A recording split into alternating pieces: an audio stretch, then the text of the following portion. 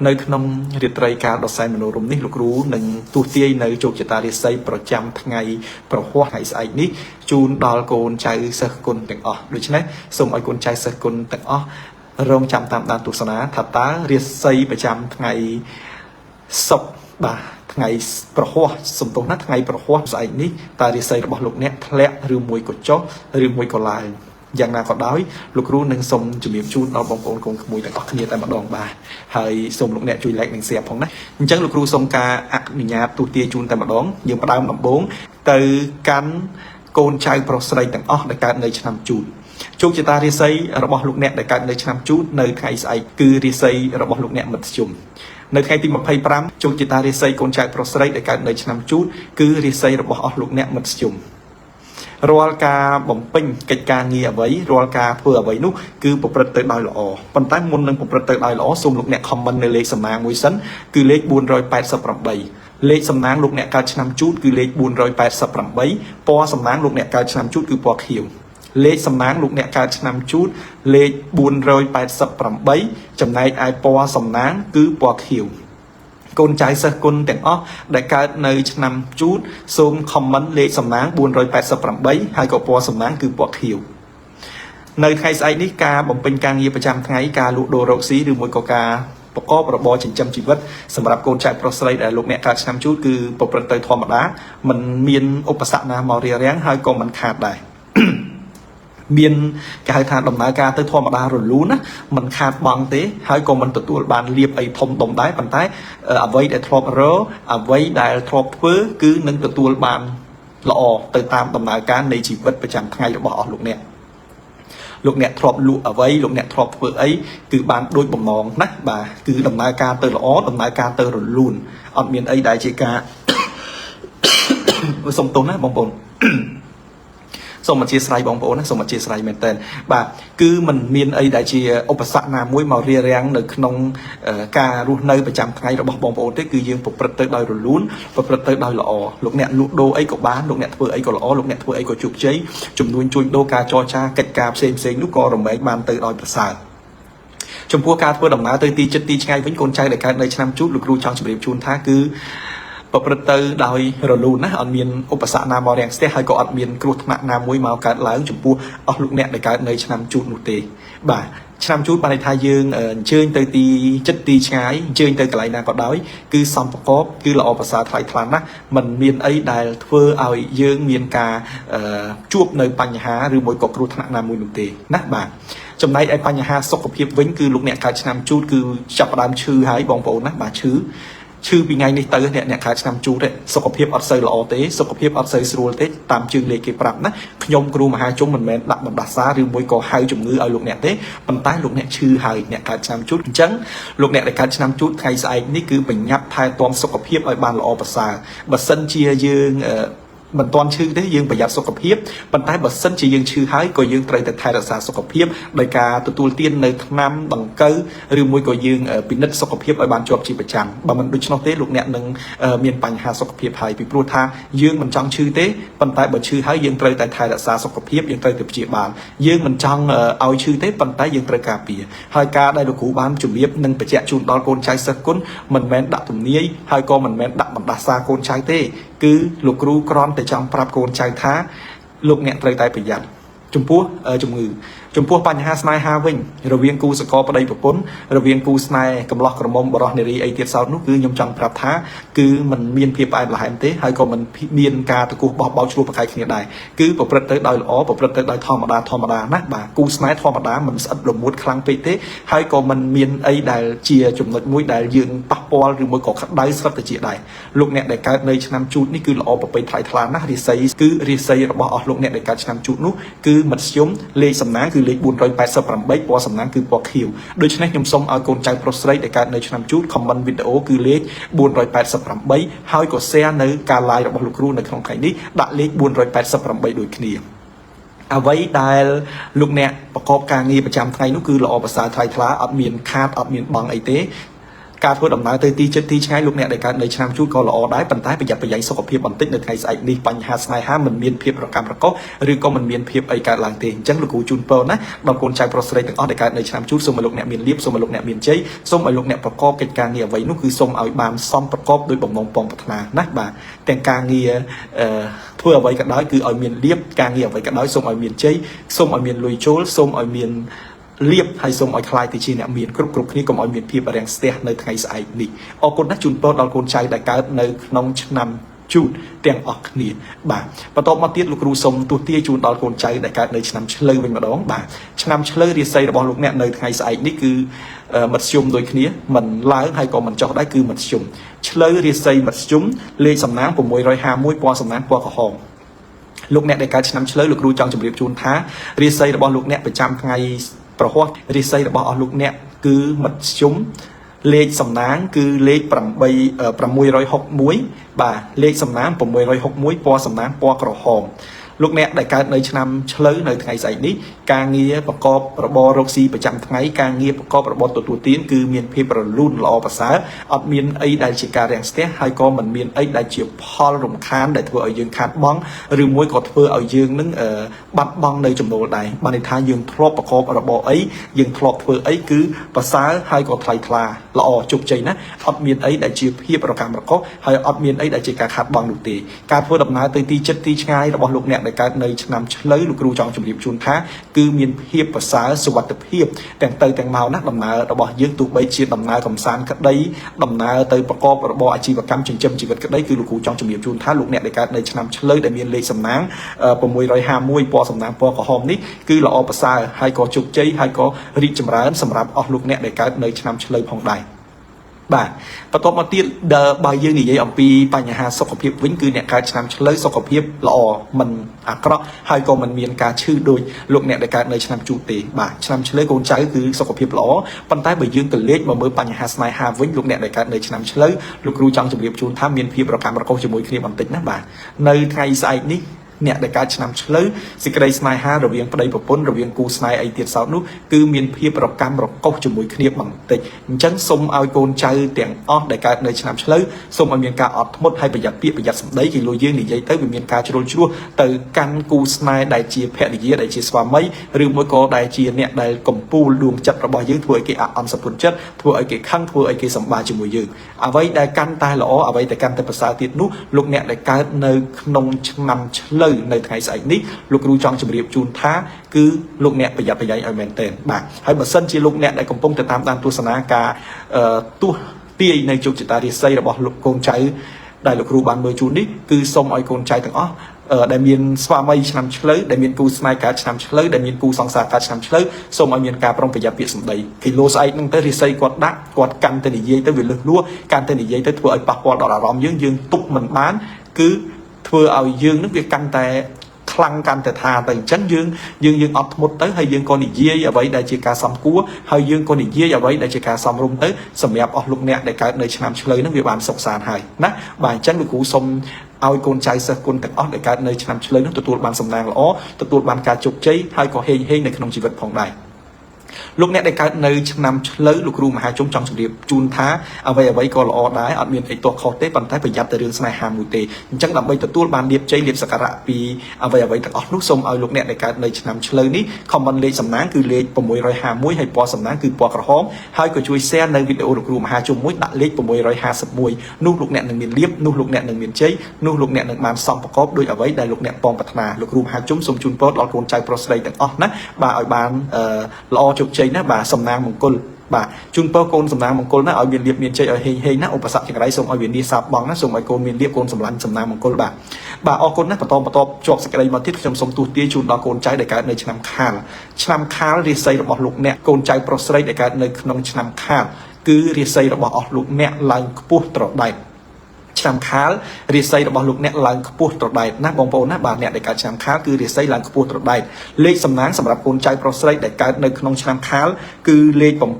795គឺលេខ795ពណ៌សំណាងគឺពណ៌សលោកអ្នកដែលកើតឆ្នាំខាលលេខសំណាងគឺ795ពណ៌សំណាងគឺពណ៌សរាសីឡើងខ្ពស់ត្រដែតឆ្នាំខាលរាសីឡើងខ្ពស់ត្រដែតលេខសំណាង795 លោកអ្នកដែលកើតនៅក្នុងឆ្នាំខាលគឺរាសីរបស់អស់លោកអ្នកឡើងខ្ពស់ប្រដែតរាល់ការប្រកបរបរអាជីវកម្មផ្សេងនៅថ្ងៃស្អែកនេះគឺលោកអ្នកមានលៀបគឺលោកអ្នកមានជ័យគឺលោកអ្នកហេងលោកអ្នកលក់ដូរដាច់លោកអ្នកប្រកបនៅកិច្ចការងារអ្វីក៏បានចម្រើនក៏បានប្រសើរក៏បានថ្លៃថ្លាលក់ដូរដាច់រកស៊ីមានបានតិចទៅជុំចម្រុងចម្រើនមានលៀបមានជ័យចូលមកទៀតនៅថ្ងៃស្អែកនេះអ្វីដែលយើងធ្វើដែលមិនជោគជ័យក៏យើងជោគជ័យហើយរបស់ដែលយើងរាំងស្ទះកន្លងមកក៏អាចរំដោះចេញទៅវិញដែរឧបមាថាយើងលក់ទំនិញហើយទំនិញនេះវាកប់ដើមយូរលក់អត់ចេញក៏វាលក់ចេញវិញអ្វីដែលយើងគិតថារាំងស្ទះក៏វាអាចដោះស្រាយវិញហើយអ្វីដែលយើងកំពុងតែរងចាំដំណឹងដែលយើងកំពុងតែរងចាំនៅអ្វីផ្សេងដែលមិនទាន់មានចម្លើយនោះនៅថ្ងៃស្អែកនេះលោកអ្នកដែលកើតនៅឆ្នាំខាលក៏អាចទទួលបាននៅដំណឹងគួរជាទីគាប់ចិត្តផងដែរអ្វីដែលសំខាន់មួយទៀតនោះការធ្វើដំណើរទៅទីជិតទីឆ្ងាយសម្រាប់លោកអ្នកដែលកើតនៅឆ្នាំខាលគឺมันមានឧបសគ្គណាមួយកើតឡើងទេហើយក៏มันមានអីដែលធ្វើឲ្យរំខានដល់ផ្លូវចិត្តផ្លូវអារម្មណ៍របស់លោកអ្នកដែរលោកអ្នកដែលកើតនៅឆ្នាំខាលគឺមានសុខសុវត្ថិភាពទាំងទៅទាំងមកបញ្ហាសុខភាពវិញគឺល្អប្រសើរអត់មានឈឺអត់មានគ្រុនអីទេនៅថ្ងៃស្អែកនេះប្រសិនបើយើងឈឺប្រសិនបើយើងគ្រុនក៏យើងជាសះបាត់ស្បើយពីការឈឺគ្រុននេះវិញដែរលោកអ្នកដែលកើតនៅឆ្នាំខាលលោកគ្រូចង់ជម្រាបជូនថាសុខភាពល្អប្រសើរបើយើងក៏លេចទៅមើលរឿងរ៉ាវស្នេហាវិញលោកអ្នកដែលកើតនៅឆ្នាំខាលលោកគ្រូចង់ជម្រាបជូនថាមានភាពផ្អែមល្ហែមមានភាពគេថាស្រឡាញ់គ្នាយល់ចិត្តគ្នាទៅវិញទៅមកណាលោកអ្នកកើតឆ្នាំខាលគឺស្នេហាពោពេញទៅដោយភាពផ្អែមល្ហែមស្នេហាពោពេញទៅដោយភាពស្អិតរមួតបាទហើយអ្វីដែលសំខាន់ទៀតនោះលោកអ្នកដែលកើតនៅឆ្នាំខាលនឹងទទួលបាននៅស្នេហាថ្មីបើសិនជាយើងមិនទាន់ដល់គូហើយបើសិនជាយើងឆ្លោះប្រកែកគ្នាជាមួយនឹងសេចក្តីស្នេហាអីទៀតសោតនោះក៏យើងកាន់តែមានភាពស្រឡាញ់គ្នាហើយក៏មានការយោគយល់ចិត្តគ្នាទៅវិញទៅមកផងដែរអញ្ចឹងសរុបសេចក្តីមកលោកអ្នកដែលកើតនៅក្នុងឆ្នាំខាលលោកគ្រូចង់ជម្រាបជូនថាគឺលោកអ្នកនឹងទទួលបានលាភជ័យសមល្មមទាំងអស់ទាំងការងាររកស៊ីទាំងការធ្វើដំណើរទាំងសុខភាពទាំងសេចក្តីស្នេហាអញ្ចឹងសូមលោកអ្នកខមមិនលេខសំណាង795ហើយ share នៅវីដេអូលោកគ្រូមហាជុំមួយដាក់លេខ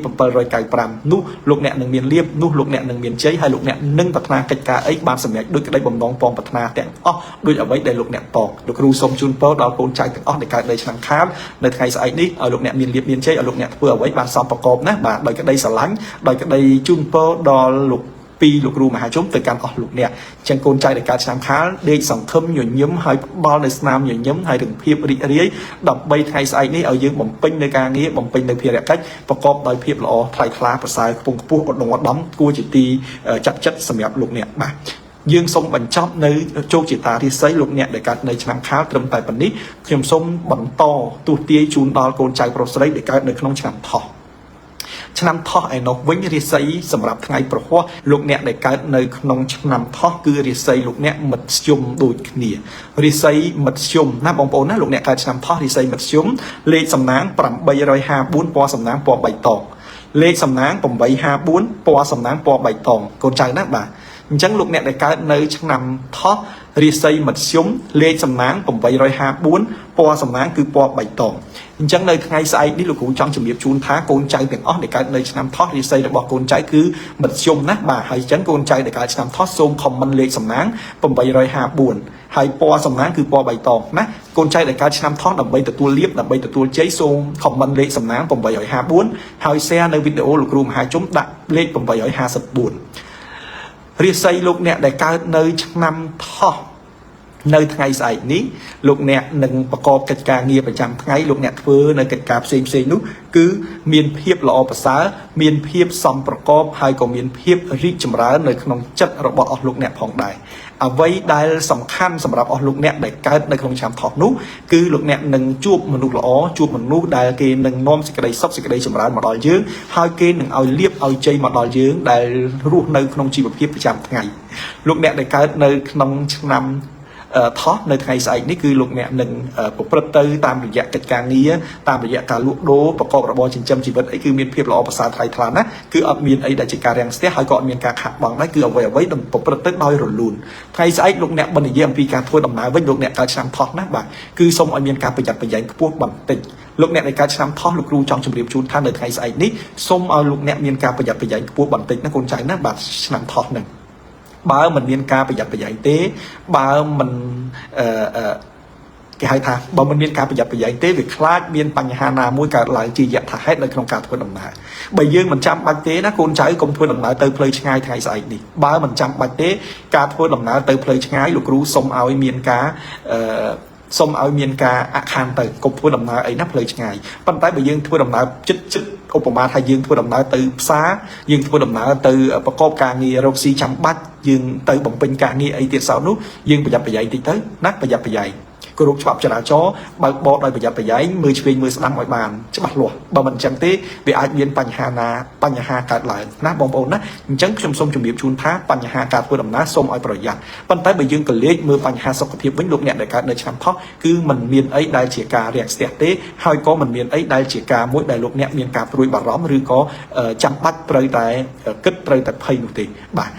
ហើយបើយើងនិយាយអំពីរឿងរ៉ាវស្នេហាវិញលោកអ្នកដែលកើតឆ្នាំថោះគឺមានភាពផ្អែមល្ហែមបើទោះបីជាការ10ឆ្នាំការ20ឆ្នាំស្រឡាញ់គ្នា20ឆ្នាំក៏ដោយក៏សេចក្តីស្នេហារបស់អស់លោកអ្នកនោះគឺមានសភាពផ្អែមល្ហែមចេះស្រឡាញ់គ្នាចេះយោគយល់គ្នាដូច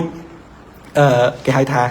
ដូចអ្នកគូស្នេហ៍ថ្មីថ្មោងអញ្ចឹងណាអត់ឆ្លោះគ្នាទេហើយក៏អត់ប្រកែកគ្នាដែរគឺស្នេហាពោពេញទៅដោយភាពផ្អែមល្ហែមអ្នកកើតឆ្នាំថោះណាសរុបមកវិញលោកអ្នកដែលកើតនៅក្នុងឆ្នាំថោះរាសីរបស់អស់លោកអ្នកគឺបាទមធ្យមលេខសំណាងរបស់លោកអ្នកគឺលេខ854ពណ៌សំណាងគឺពណ៌បៃតងអ្វីការងារប្រចាំថ្ងៃគឺល្អប្រសើរអ្វីដែលធ្វើដំណើរសូមឲ្យមានការប្រុងប្រយ័ត្នបញ្ហាសុខភាពល្អគូស្នេហ៍ក៏ផ្អែមល្ហែមអញ្ចឹងលោកគ្រូសូមជូនពរជូនជ័យដល់កូនចៅប្រុសស្រីទាំងអស់ដែលកើតនៅឆ្នាំថោះសូមឲ្យមានលាភសូមឲ្យមានជ័យសូមឲ្យប្រាថ្នានៅកិច្ចការអីបានសម្រេចដោយក្តីបំណងពងប្រាថ្នាចាប់ពីពេលនេះតទៅសូមជូនពរណាទាំងកូនប្រុសទាំងកូនស្រីដែលកំពុងទៅតាមដានទស្សនាការ live នេះឲ្យតែបានលឺសំឡេងរបស់លោកគ្រូមហាជុំនិយាយឲ្យតែបានឃើញនៃការទូទាយរបស់លោកគ្រូនោះលោកអ្នកនឹងមានលាភលោកអ្នកនឹងមានជ័យដោយបំណងរបស់លោកអ្នកដែលពងប្រាថ្នាសូមអនុញ្ញាតបញ្ចប់នៅឆ្នាំថោះត្រឹមប៉ុណ្ណេះយើងបន្តមកដល់ឆ្នាំរោងវិញម្ដងរាសីរបស់កូនចៅដែលកើតនៅឆ្នាំរោងលោកគ្រូចង់ជម្រាបជូនថានៅថ្ងៃស្អែកនេះគឺជាថ្ងៃមួយដែលល្អបាទរាសីរបស់លោកអ្នកដែលកើតនៅឆ្នាំរោងបាទកូនចៅប្រុសស្រីដែលកើតនៅឆ្នាំរោងរាសីរបស់អស់លោកអ្នកប្រចាំថ្ងៃប្រហ័សគឺរាសីរបស់លោកអ្នកឡើងខ្ពស់ត្រដែតកូនចៅដែលកើតនៅឆ្នាំរោងលេខសំណាង966ពណ៌សំណាងគឺពណ៌លឿងលោកអ្នកដែលកើតនៅឆ្នាំរោងកូនចៅប្រុសស្រីទាំងអស់ណារាសីរបស់លោកអ្នកឡើងខ្ពស់ត្រដែតលេខសំណាង966ចំណែកឯពណ៌សំណាងរបស់អស់លោកអ្នកគឺពណ៌លឿងលោកអ្នកដែលកើតនៅឆ្នាំរោងនៅថ្ងៃស្អែកនេះការងារប្រចាំថ្ងៃរបស់អស់លោកអ្នកការប្រកបមុខរបររកស៊ីប្រកបរបរចិញ្ចឹមជីវិតអីទៀតសោតនោះគឺលោកអ្នកនឹងមានលាភលោកអ្នកនឹងមានជ័យហើយលោកអ្នកប្រាថ្នានៅកិច្ចការងារអ្វីគឺបានសម្រេចដោយសេចក្តីបំណងពងប្រាថ្នាហើយក៏ហេងហេងនៅក្នុងជីវិតរបស់លោកអ្នកដែរការងារលក់ដូររកស៊ីការធ្វើប្រកបរបរអាជីវកម្មគឺលោកអ្នកនឹងមានលាភមានជ័យដំណើរការទៅល្អប្រសើរណាស់បាទអ្វីដែលជាការរាំងស្ទះនៅថ្ងៃស្អែកនេះក៏នឹងទទួលបាននៅការដោះស្រាយចេញមកវិញហើយអ្វីដែលលាភអ្វីដែលជ័យនោះក៏លោកអ្នកនឹងទទួលបានសន្សំចាប់ពីថ្ងៃស្អែកនេះទៅផងដែរថ្ងៃស្អែកនេះគឺជាថ្ងៃមួយដែលយើងមានអារម្មណ៍ដ៏ស្រស់ស្រាយថ្ងៃស្អែកនេះគឺជាថ្ងៃមួយដែលយើងមានអារម្មណ៍ល្អប្រសើរអញ្ចឹងយើងធ្វើកិច្ចការងារអីឬមួយក៏យើងសម្រេចនៅកិច្ចការអីនោះគឺនឹងបានដោយបំណងពងប្រាថ្នាហើយអ្វីដែលរឹតតែសំខាន់ទៀតនោះសម្រាប់លោកអ្នកដែលកើតនៅឆ្នាំរោងគឺលោកអ្នកមានគំនិតប្រាជ្ញាវាងវៃភ្លឺថ្លានៅថ្ងៃស្អែកគួរជាទីមួយដែលជាមោទកភាពសម្រាប់ខ្លួនយើងហើយបើនិយាយអំពីការធ្វើដំណើរទៅទីជិតទីឆ្ងាយវិញគឺលោកអ្នកដែលកើតនៅក្នុងឆ្នាំរោងនៅថ្ងៃស្អែកនេះគឺលោកអ្នកមានគេហៅថាសុខសុវត្ថិភាពនៅក្នុងការធ្វើដំណើរទៅទីជិតទីឆ្ងាយពេលខ្លះដំណើរដែលយើងចេញទៅយើងគិតថាជាដំណើរធម្មតាទេប៉ុន្តែដំណើរដែលយើងគិតថាធម្មតានោះគឺវាប្រែមកជាមិនធម្មតាគឺយើងទទួលបាននៅលាភគឺយើងទទួលបាននៅជ័យហើយក៏យើងទទួលបាននៅសុខចម្រើនហេងហេងនៅក្នុងជីវិតរបស់ពួកយើងដែរលោកអ្នកដែលកើតនៅឆ្នាំរោងការធ្វើដំណើរគឺមានសុវត្ថិភាពហើយទទួលបានលាភសំណាងមកវិញហើយបើនិយាយអំពីបញ្ហាស្នេហាបាទសំទោសបើនិយាយអំពីបញ្ហាសុខភាពបញ្ហាសុខភាពគឺសុខភាពរបស់លោកអ្នកល្អប្រសើរសុខភាពរបស់លោកអ្នកប្រពៃថ្លៃថ្លាសុខភាពរបស់លោកអ្នករឹងមាំដោយដំរីសាដោយដំរីចុះព្រេងដែលយើងអាចមានគេហៅថាកម្លាំងកាយកម្លាំងចិត្តគ្រប់គ្រាន់ក្នុងការធ្វើឬមួយការបំពេញនៅភារកិច្ចផ្សេងទៅតាមអ្វីដែលយើងចង់ធ្វើមួយវិញទៀតនោះលោកគ្រូចង់ជម្រាបជូនថាពាក់ព័ន្ធជាមួយនឹងរឿងស្នេហាគឺលោកអ្នកមានភាពល្អប្រសើរមានភាពផ្អែមល្ហែមជាមួយគ្នាមានភាពគេហៅថាស្អិតល្មួតជាមួយគ្នាអ្នកដែលមានប្តីប្រពន្ធរៀបការហើយយូរឆ្នាំនោះក៏ គេហៅថាកាន់តែស្រឡាញ់គ្នាកាន់តែស្អិតល្មួតជាមួយគ្នាអ្នកដែលមានស្នេហាគូសង្សារមិនទាន់រៀបអាពាហ៍ពិពាហ៍អីក៏កាន់តែស្រឡាញ់គ្នាយល់ចិត្តគ្នាអ្នកដែលមិនទាន់ដល់គូក៏ដល់គូហើយអ្នកដែលកំពុងតែសារភាពសុំស្នេហ៍គេថាបងអូនណាអូនបងស្រឡាញ់អូនយូរហើយតែអូនព្រមដែរឬទេអញ្ចឹងអ្វីដែលសំខាន់ចម្លើយដែលរងចាំគេក៏បានសារភាពប្រាប់វិញថាគេក៏ស្រឡាញ់យើងដែរអញ្ចឹងវាជាអ្វីដែលល្អប្រសើរណាស់អ្នកដែលមិនទាន់មានគូគឺមានគូត្រូវដល់គូអ្នកដែលសុំស្នេហ៍គេមិនទាន់ឆ្លើយស្អែកក៏គេឆ្លើយដែរអញ្ចឹងណាបាទហើយបើអ្នកគេហៅថាអ្នកពោះម៉ាយអ្នកដែលនៅម្នាក់ឯងអ្នកដែល single មិនប្រាថ្នាស្នេហាទៀតយើងក៏មានភាពផ្អែមល្ហែមស្រឡាញ់គ្នាជាមួយនឹងកូនចៅនៅក្នុងក្រុមគ្រួសារផងដែរអញ្ចឹងលោកគ្រូមហាជនសូមជូនពរដល់កូនចៅដែលកើតនៅឆ្នាំរុងទាំងអស់សូមឲ្យមានលៀបសូមឲ្យមានជ័យហើយលោកអ្នក comment នៅលេខសំណាងដែលលោកគ្រូបានចែកជូនគឺលេខបាទគឺលេខ800បាទគឺលេខ966លេខសំណាង966ពណ៌សំណាងគឺពណ៌លឿង966ពណ៌សំណាងពណ៌លឿងលេខនេះគឺជាលេខសំណាងរបស់អស់លោកអ្នកនៅថ្ងៃស្អែកបាទអញ្ចឹងសូមជូនពរណាទាំងកូនចៅប្រុសស្រីទាំងអស់សូមឲ្យបានលៀបបានជ័យហើយនឹងសំណាងហើយហេងកូនចៅណាបាទលោកអ្នកដែលកើតនៅឆ្នាំរោខ្ញុំសូមអនុញ្ញាតបិទបញ្ចប់ការទស្សទាយនៅជោគជតារាសីកូនចៅប្រុសស្រីដែលកើតនៅឆ្នាំរោងត្រឹមតែប៉ុណ្ណេះហើយយើងបន្តដល់កូនចៅប្រុសស្រីដែលកើតនៅឆ្នាំម្សាញ់នៅថ្ងៃស្អែកគឺលោកអ្នកដែលកើតឆ្នាំម្សាញ់កូនចៅប្រុសស្រីដែលកើតនៅឆ្នាំម្សាញ់រាសីរបស់អស់លោកអ្នកគឺរាសីមធ្យមរាសីរបស់លោកអ្នកដែលកើតនៅឆ្នាំម្សាញ់គឺរាសីមធ្យមបាទរាសីមធ្យមហើយលេខសំណាងគឺលេខ719ពណ៌សំណាងគឺពណ៌ទឹកក្រូច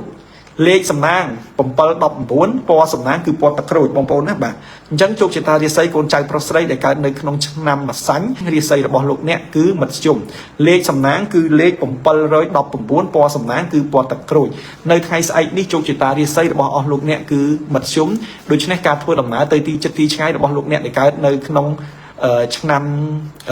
ម្សាញ់គឺមានភាពល្អប្រសើរអត់មានបញ្ហាណាមួយដែលជារាំងស្ទះទេហើយបើនិយាយអំពីកិច្ចការងារប្រចាំថ្ងៃការលក់ដូររកស៊ីការប្រកបរបរផ្សេងសម្រាប់លោកអ្នកនោះគឺមានភាពល្អប្រសើរហើយក៏មានភាពជោគជ័យហើយក៏រីកចម្រើនផងដែរសម្រាប់លោកអ្នកដែលកើតនៅឆ្នាំជូតនៅថ្ងៃស្អែកនេះហើយសំទោសណាឆ្នាំម្សាញ់សំទោសបាទលោកអ្នកដែលកើតឆ្នាំម្សាញ់នៅថ្ងៃស្អែកនេះគឺការងារលក់ដូររកស៊ីអីគឺសមប្រកបណាស់ល្អណាស់អត់មានអីដែលជាការភ័យព្រួយទេគឺថាល្អប្រសើរលក់ដូរដាច់អីធម្មតាណាអត់មានអីខាតបង់ទេគឺស្អែកលក់ដាច់ហើយក៏ល្អក៏ប្រសើរដែរលោកអ្នកកើតឆ្នាំម្សាញ់ហើយបើនិយាយពីការធ្វើដំណើរក៏ប្រសើរហើយបើនិយាយអំពីបញ្ហាសុខភាពលោកអ្នកកើតឆ្នាំជូត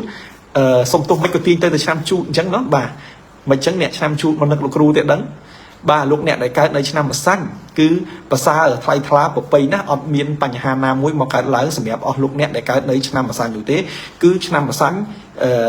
គេហៅថាសុខភាពល្អប្រសើរសេចក្តីស្នេហាក៏រលូនដែរអត់អីទេនៅថ្ងៃស្អែកនេះបាទអញ្ចឹងសរុបមកវិញលោកអ្នកដែលកើតនៅឆ្នាំម្សាញ់រាសីរបស់លោកអ្នកមធ្យមបាទលេខសំណាងលោកអ្នកដែលកើតឆ្នាំម្សាញ់គឺលេខ714បាទ719សំទុះណា719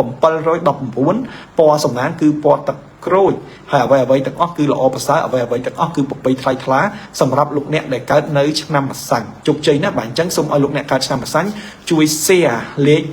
719ហើយ comment លេខ719ដើម្បីទទួលលាភដើម្បីទទួលជ័យទាំងអស់គ្នាបាទគុណណាស់កូនចៅណាខ្ញុំសូមបញ្ចប់តែប៉ុណ្្នឹងខ្ញុំនឹងធ្វើការទស្សទាយបន្តទៀតពាក់ព័ន្ធជាមួយនឹងរាសីបន្តមិញនេះខ្ញុំបានទស្សទាយជូនដល់កូនចៅសិស្សគុណនេះដល់លោកអ្នកដែលកើតត្រឹមឆ្នាំម្សាញ់បានរួចរាល់ហើយឥឡូវនេះខ្ញុំចូលដល់ឆ្នាំមមីបាទលោកអ្នកដែលកើតនៅឆ្នាំមមីរាសីរបស់លោកអ្នកដែលកើតនៅឆ្នាំមមីរាសីរបស់លោកអ្នកមធ្យមពណ៌សំណាងគឺពណ៌ទឹកប្រាក់លេខសំណាងគឺលេខ388លោកអ្នកដែលកើតឆ្នាំមមីណាកាត់បាទលេខសំណាងគឺ388រាសីមធ្យមអញ្ចឹងនៅថ្ងៃស្អែកនេះកិច្ចការងារលក់ដូររកស៊ីប្រចាំថ្ងៃរបស់អស់លោកអ្នកគឺប្រព្រឹត្តទៅដោយរលូនប្រព្រឹត្តទៅដោយល្អប្រសើរដើម្បីចង់បានរលូនដើម្បីចង់បានល្អប្រសើរលោកអ្នកដែលកើតឆ្នាំមមីនេះសូមឲ្យលោកអ្នក comment លេខ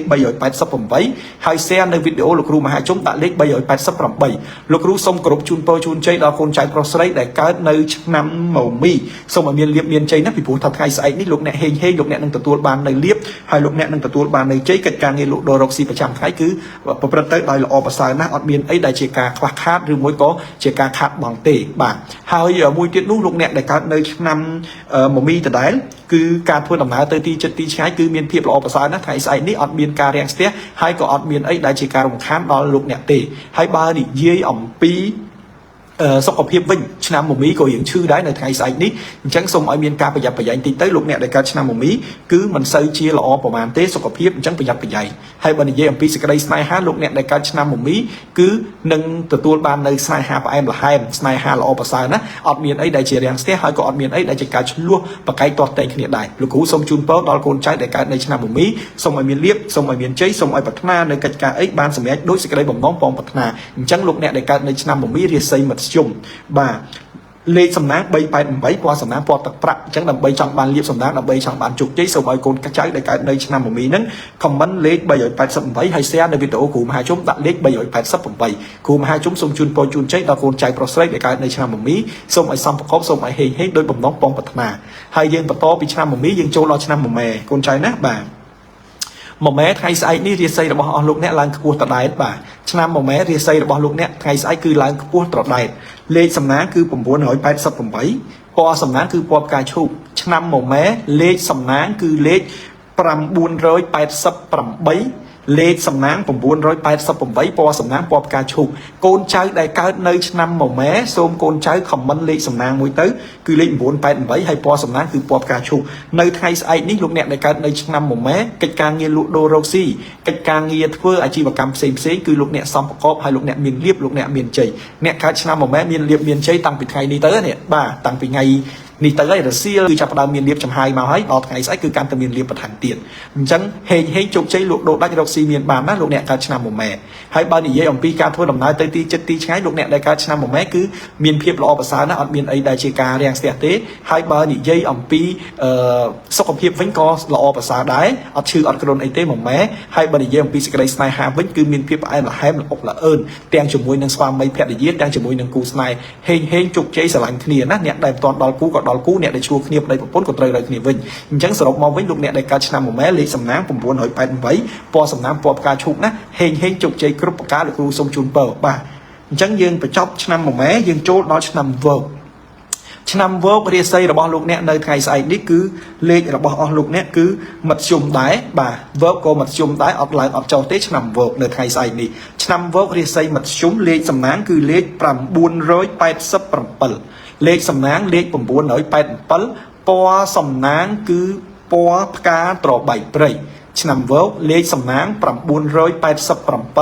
ពណ៌សំណាងគឺពណ៌ផ្កាត្របែកព្រៃអញ្ចឹងនៅថ្ងៃស្អែកនេះលោកអ្នកដែលកើតនៅឆ្នាំវោកកិច្ចការងារលក់ដូររកស៊ីគឺប្រកបទៅធម្មតាអត់មានបញ្ហាណាមួយមករាំងស្ទះទេគឺលោកអ្នករកអីក៏រកនឹងទៅប៉ុន្តែអត់មានលៀបមានជ័យទេគឺយើងលក់ដាច់ធម្មតាមិនខាតបង់ទេណាហើយក៏មិនមានបញ្ហាអីដែលមករាំងស្ទះដែរជុំវិញបញ្ហាគេហៅថាការ